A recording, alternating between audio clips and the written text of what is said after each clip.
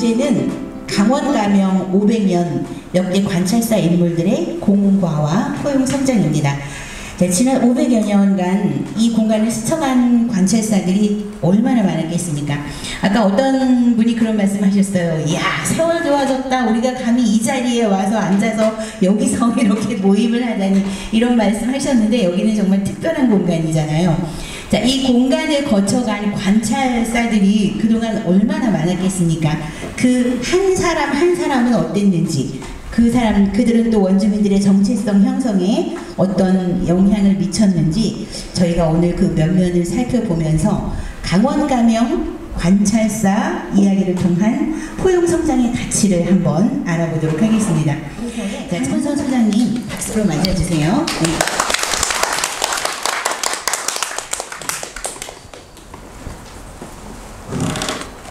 너무 과찬의 말씀을 들어서 몸둘 바가 모르겠습니다. 여기 교수님도 와 계신데, 제가 이 정통사학과를 나와서 쓴 게 아니고, 제가 취미로 워낙 역사를 좋아하다 보니까 오랫동안 그 자료를 수집하고, 그 다음에 꾸준히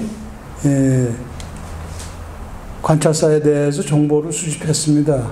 이제 본격적으로 여기 인연이 된 거는, 제가 그 강원도 읍지를 보다 보니까 아주 오래전 얘기인데, 이 문루 있죠? 지금 들어오신 그 옆에 문루.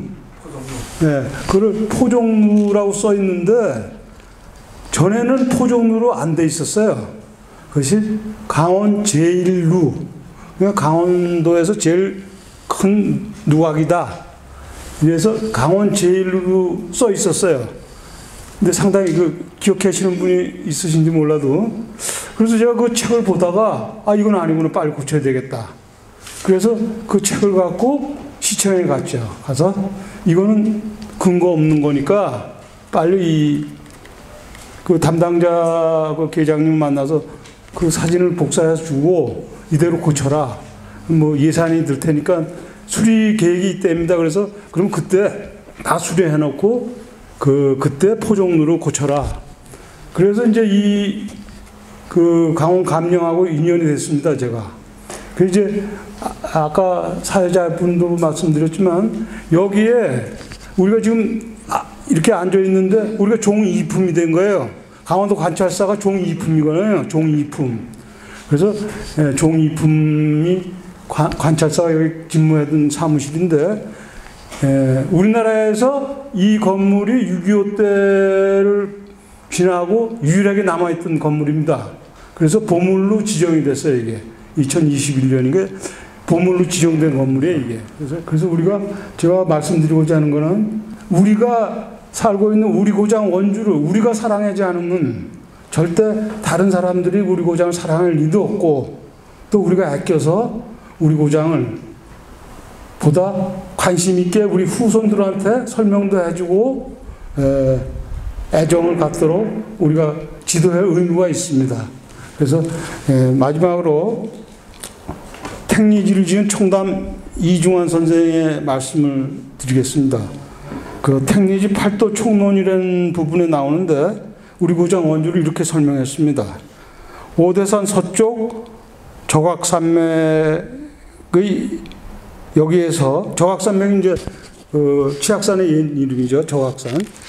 적악산맥이 끊어지고 강 건너 산이 좌우에서 문을 잠근 것처럼 가려워서 지리가 가장 아름답다. 여기가 강원도 일도에서 서울로 통하는 모든 물자가 모여드는 곳이며 대를 이어 사는 사대부가 많다. 택리지를 집필했던 270여 년 전에 우리 원주는 강원도의 수부로서의 역할을 했던 겁니다. 그때도 역시. 그래서 우리가 우리 긍지를 가지고 우리 고장을 사랑하는 의미로 이 자리를 더 뜻깊게 해줬으면 하는 바람입니다. 이상입니다. 네, 저는 이 마이크를 쓰겠습니다. 원주에 사시는 분들은 뭐 다 원주 사랑이 크신 분들이실 텐데요. 우리 소장님 말씀 잠시 들었는데, 원주 사랑이 참 대단하신 분이구나라는 생각을 하게 됐습니다. 자, 이제 지금부터 강원가명 500년 역대 관찰사 인물들의 공과와 포용 성장이라는 주제로 지금부터 이제 관찰사들의 이야기를 펼쳐보겠는데요. 일단 자연스럽게 앉아 계신 분들이 질문해 주시고 평화문화연구소의 박문성 소장님이 답해 주시고 이런 식으로 진행을 하겠습니다. 먼저 이제 저희 포용성장분과 위원님들이 먼저 좀 궁금한 것들을 질문해 주시고요. 그리고 뒤에 계신 위원님이나 시민 여러분들께서도 아마 평소에 강원 가면 지나가면서 궁금한 거 너무 많았다 이런 거 있으면 그냥 손 번쩍 드시고 편안하게 질문해 주시면 되겠습니다. 자, 저희 분과에서는 어느 분부터 시작하실까요? 네. 아까 그 신강선 그 위장님이 말씀하셨듯이 저희가 그 원주의 6대 정체성을 생명 존중을 바탕으로 해서 생명을 지키기 위한 저항 실천 그리고 포용 성장 그리고 다 함께 즐겁게 살기 위한 일상 예술을 위한 소통 공간과 협동 나눔 이렇게 6대 정체성을 정한 바가 있습니다. 그 중에서도 이제 오늘 첫 번째로 포용 성장이 오늘 첫 번째 주제인데 이 포용 성장을 할 때 이 강원 가명을 선택하는 의미가 무엇일까? 그래서 강원 가명이 그 원주의 포용 성장이라는 정체성에 그 어떠한 역할이 있었는지 이런 걸 좀 설명해 주시면 고맙겠습니다. 이 선화당이라는 건물이 맨 처음부터 있었던 게 아니에요. 그 현종 16년, 그러니까 1665년이 됩니다. 현종 6년 이만영이라는 관찰사가 와서 이걸 시작을 해가지고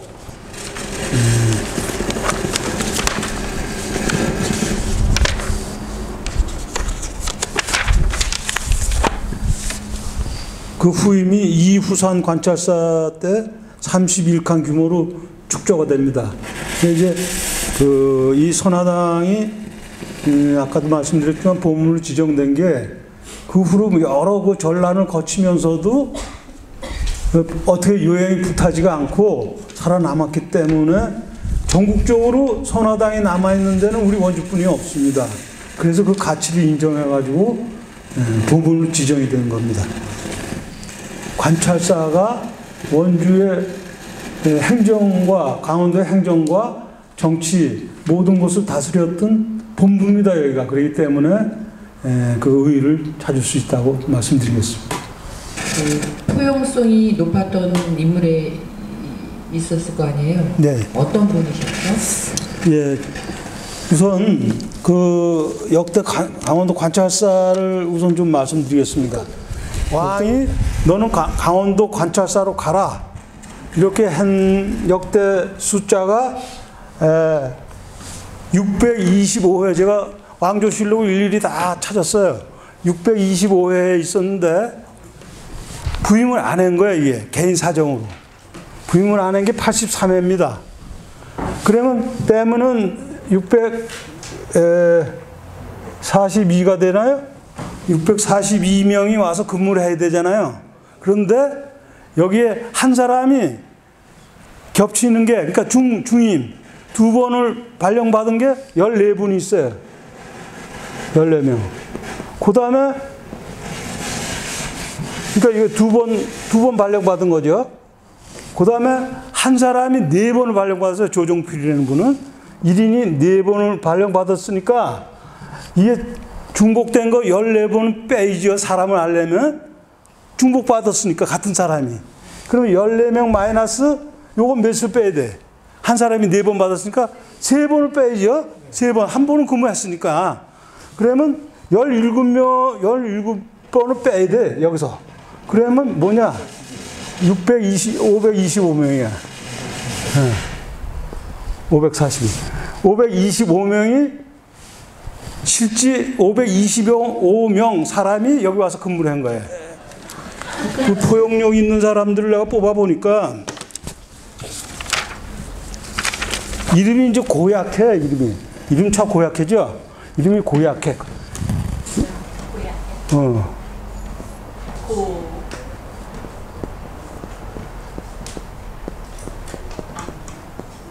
진짜 고약해. 네, 이름이 고약해인데 이분의 무덤이 횡성해 있어요. 근데 횡성고시는 아니고 개성고시야. 근데 이제 이분이 왜 이분이 포용, 내가 제일 먼저 내가 말씀을 드리냐면은,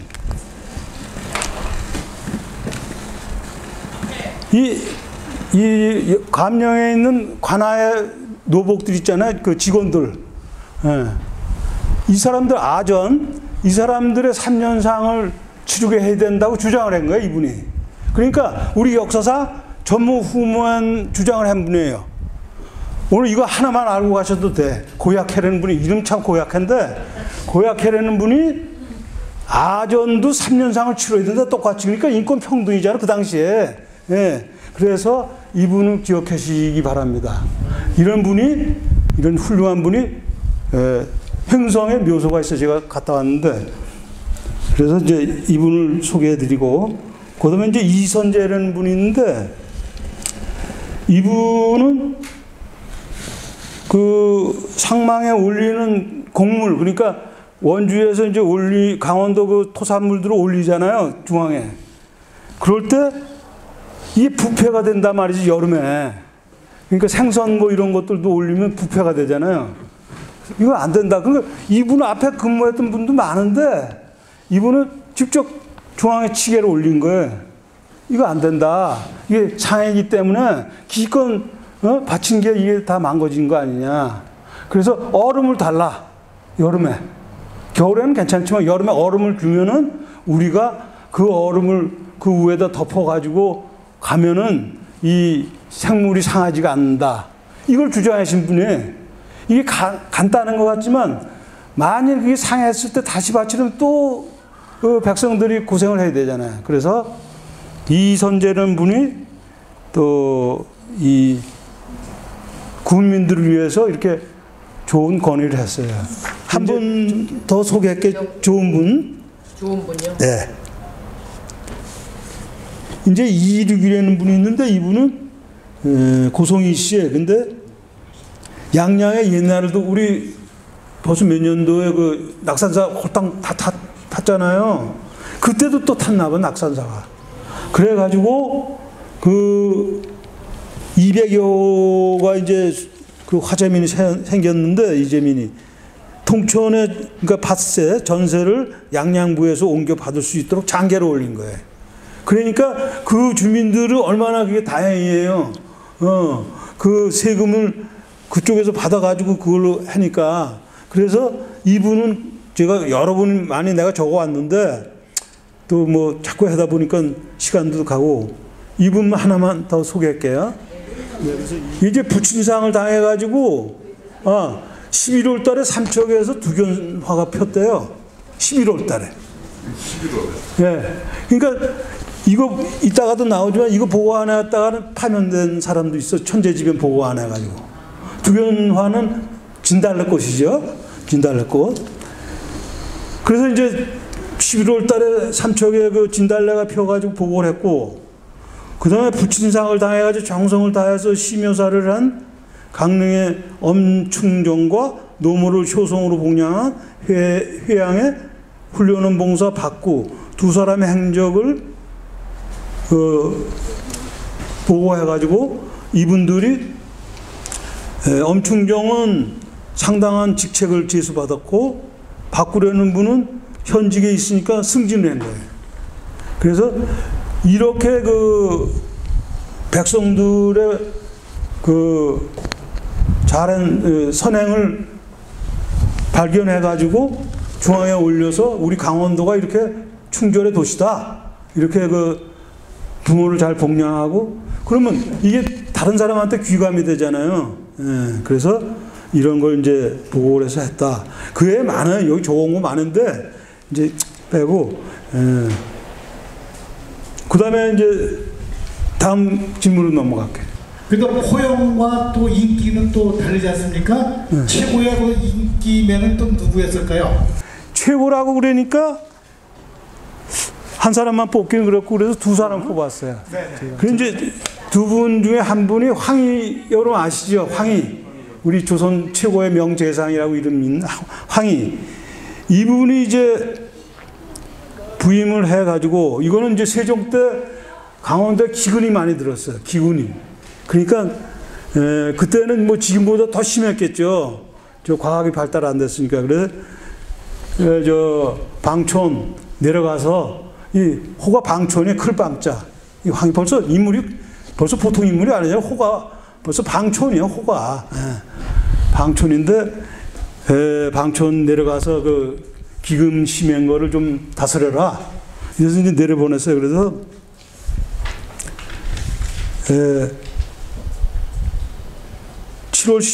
세종 5년 7월 16일에 강원도 규율에 힘쓰라고 이제 제수됐는데 이듬해 2월 황곡을 다 걷어들인 것처럼 허위보고한 돈의 수령을 취재한 거예요. 그래서 이제 그 세금을 황곡 그 곡식을 걷어들이잖아요. 그런데 다 걷어가지고 보고를 저기 해야 되는데 다 걷은 것처럼 거짓말하고 보고를 한 거예요. 요놈들 니네는 일벌 100개다 해서 잡아들였어요. 그 다음에 유리, 그러니까 이 저 집을 떠나가지고 그 불황아 거리를 배회하는 유리 백성을 수요가 많아서 조정에 건의를 해가지고 20여 가지 곡물의 수요를 줄인 거예요. 20여 가지 곡물을. 그러니까 이 곡물을 안 바친다는 건 큰 부담을 덜은 거죠, 백성들은. 그래서 이 곡물을 줄인 거예요, 가지수로. 여기 기근이 들었으니까 우리는 그거 바칠 수가 없다. 지금 먹고 살기도 당장 죽을 판인데. 이래서 이제 그렇게 한 거. 이게 보통 일이 아니죠. 또 황희가 그 지신사라고 했어요. 그때는 승지로 있었기 때문에 임금을 가장 가까운 거리에서 모셨기 때문에 또 세종 임금이 어떤 분이에요. 사람을 보는 눈이 뛰어나잖아요. 세종의 사람 보는 눈 굉장히 뛰어납니다. 그래서 그 세종하고 잘 통했기 때문에 이거를 보고를 했더니 들어준 거예요. 물론 이제 뭐 그 규율청에서 이제 그 곡식을 주고 이래서 했겠지만은 그래도 임금이 신경을 써서 야 황희가 올렸는데 그거 해줘라 이랬을 거 아니에요, 그지? 우리끼리 얘기지만 그래가지고 곡물 수요를 줄여가지고 기근에 든 백성들을 도와줬다.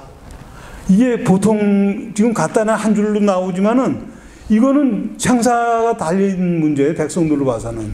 그래서 그런 이제 근데 이분은 우리나라에서 이제 이따가 뒤에 나오지만 청백리로 뽑히는 거를 아주 영광으로 생각했어요, 가문에.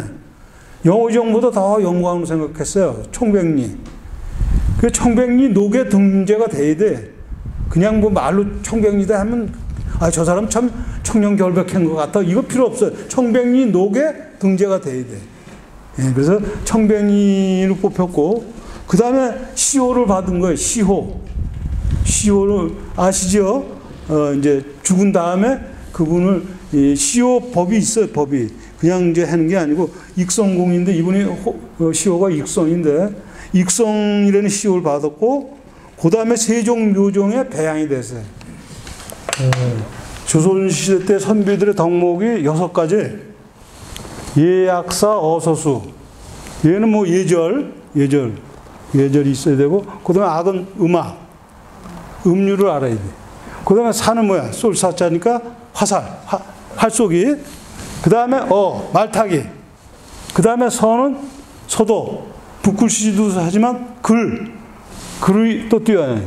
그 다음에 산수. 셈법. 그러니까 이 6가지를 물론 이걸 다 100% 갖춘 선비는 드물겠지만은 그래도 어느 정도 이런 6가지의 덕목에 어긋나지 않도록 노력을 한 거예요, 우리 선비들이.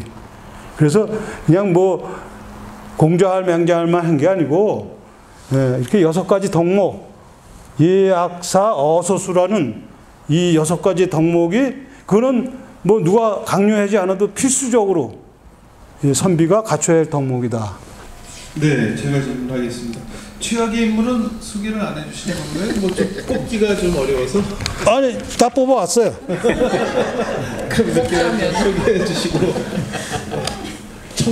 그리고 이제 청백리는 뭐 좀 황희정승도 소개해 주시고 했는데, 청백리로서 또 신뢰를 가장 많이 받았던 관찰사가 있다는. 여기 이제 최악의 경우에 이제 이름은 얘기를 안 할게요. 후손도 있을지 모르니까 이제 모 관찰사 이렇게 이런 분이 이제 사헌부의 감사와 도사 권경의 방탕한 소유를 아래 3개월 만에 파면이 됐어. 그러니까 와서 이제 뭐 참 방탕한 생활이란 뭐야? 술 먹고 여자 아니에요? 방탕이라는 게 우리가 알고 있는. 그 당시에 또 뭐 노래방이 있어? 뭐 있어? 그냥 저 주색 잡기잖아요. 그런데 지가 혼자 한 게 아니고 도사, 강원도에 이제 도사가 있거든. 도사라는 벼슬이. 두 놈이 같이 하다가 사헌부에 적발이 된 거야. 그러니까 그때도 이제 정보원이 있는 거지. 중앙에다 사헌부에다 잃는 거예요. 그래서 너 이놈 네가 백성을 다스리라고 보냈더니 도사하고 방탕한 생활을 해 잘렸어. 3개월 만에. 그런 경우 또 모 관찰사는 강원도서 우준민이 처가 발병해서 병이 나가지고 관찰사에게 수유, 그러니까 허가야.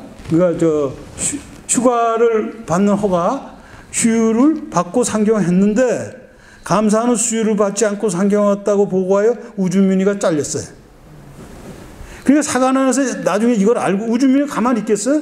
찾아가서 이제 뭐 전 난리 쳤지. 그랬더니 우준민이 파직토록 건의해가지고 이제 잘렸는데 너 이놈 이제 정모 관찰사에 정관찰사인데 너 이놈 네가 네 부하를 결제 맡고 갔댔는데 왜 그냥 갔다고 거짓말을 해가지고 뭐가지 잘리게 만드냐?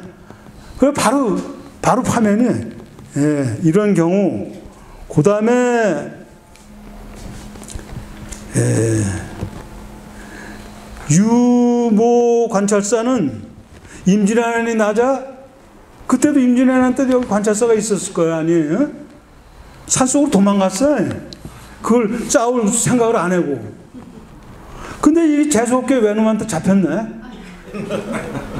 그래가지고 매를 맞고 탈출을 한 거야. 그래 어떻게 밤에 이제 어떻게 도망왔네. 근데 이게 뽀록이 나가지고 조선의 관리의 품격을 떨어뜨렸다. 그 헤매는 거 있잖아요. 그 조선시대 그 품격을 떨어뜨렸다 해서 바로 잘린 거예요. 유모 관찰사. 예. 그 다음에 황모 관찰사는 이거 참 좀 창피한 얘기인데 사헌부에서 얘는 관찰사로서의 자질이 없다. 우리가 알아보니까 그동안에 한 거를 뭐 벼슬했는데 다 알아보니까 자질이 없으니까 이놈은 잘라야 됩니다 하고 바로 3개월 만에 또 잘렸어요. 얼마나 창피한 거야 이게 자질이 안 돼가지고. 이제 이런 경우가 최악이라고 얘기할 수 있겠죠. 제가 뭐 여기 본관하고 다 적어 왔어. 근데 좀 좋지 않은 거니까 이제 요 정도. 그 다음에 이제 청백리에 녹손된 분을 말씀드리면은 강원도 관찰사를 하고 청백리로 녹손이 된 분이 32분이야. 예, 32분인데 청백리 전고대방이라는 책에는 우리나라 전체 청백리가 나와 있어요. 명단이. 그게 218명이에요. 그 전고대방에 나와 있는 청백리가요. 그러면 32명이니까 14.7%가 강원도 관찰사 중에서 청백리가 나왔다. 이렇게 아시면 돼요. 예. 그러니까 14.7%면 그래도 팔도 관찰사 중에서 괜찮잖아요. 예. 그 정도로 우리 강원도 관찰사 중에서 청백리에 녹손된 분이 32명이나 있다. 예. 이렇게 말씀드리겠어요. 네, 다음 질문해 주세요. 네. 강원도의 관찰사로 역임했던 그 분들 중에서 문학에 가장 뛰어났던 분으로 제가 알기로는 그 관동별곡을 쓰신 그 송강 정설이라고 흔히들 알려져 있잖아요. 네. 근데 그 외에도 또 문학에 또 소질이 있고 뛰어난 분이 있으셨나요? 네, 성현이라는 분이 있어요. 성현. 여러분들이 용제총화라는 책을 아실지 모르겠는데 용제총화 그분의 저자예요. 성현. 예. 이분이 고가 이제 여러 개인데 허백당집, 용제총화, 악화깨범. 우리나라 그 여기 고유음악의 전범이라는 악학개범 이거를 지으신 분이에요. 그러니까 음률이 얼마나 뛰어난지를 알 수 있겠죠. 그 다음에 부효자 담론, 그 다음에 청백리에 뽑혔고 시호가 문대, 이분이 있고, 그 다음에 박동량이라는 분이 호가 기재인데 기재 잡기 방일유고 등이 있고 시호가 충이기에. 그 다음에 유교 출신의 한 분이에요. 이분이 이 박동량이라는 분이 유교 출신. 그러니까 유교 출신 뭐냐면 이 선조가 죽으면서 우리 세자를 잘 보필해달라. 그래서 명을, 그러니까 죽으면서 7명한테 한 자리에 모아놓고 얘기를 한 거, 그 신하들이 유교 출신이에요. 그분은. 그러니까 유교, 마지막 말을 들었다, 이게. 유언을 들었다. 그래서 유교 출신인데, 그분의 한 분인데, 유교 출신을 잠깐 얘기하면은, 한응인, 유영경, 서성, 신음, 허성, 한준겸, 그 다음에 박동량. 이렇게 7분이 유교 출신이다. 그 다음, 홍서봉이라는 분이 있는데, 이분이, 학곡집을 지었는데 이분이 또 문장이 뛰어났던 분이라고 실록에 나와 있어요. 그래서 이것도 청구영원까지 제가 찾아봤는데 거기에 시조 한 수가 실려 있다 그래서 찾아봤는데 이별하던 날에 피눈물이 난지만지 압록과 악내린 물이 푸른빛이 전혀 없네. 배 위에 허여센 사공이 처음 본다 하더라. 이런 이제 시조를 남겼어요. 그 다음에 이민구라는 분은 꼭 알아두셔야 돼요. 이민구. 이분은 호가 동주인데, 동쪽 섬주자, 삼수변에 고을주자 쓴 거. 이분이 독사수필이라고 우리나라 수필집으로는 최초가 아닌가. 그런데 이제 의견이 분분한 건 있어요. 독사수필이나 또 다른 거냐 하고.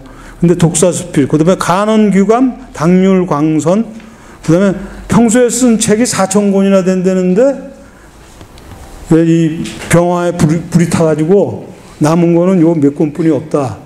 그러니까 4,000권을 쓸 정도면 뭐 보통 문장가가 아니죠. 예.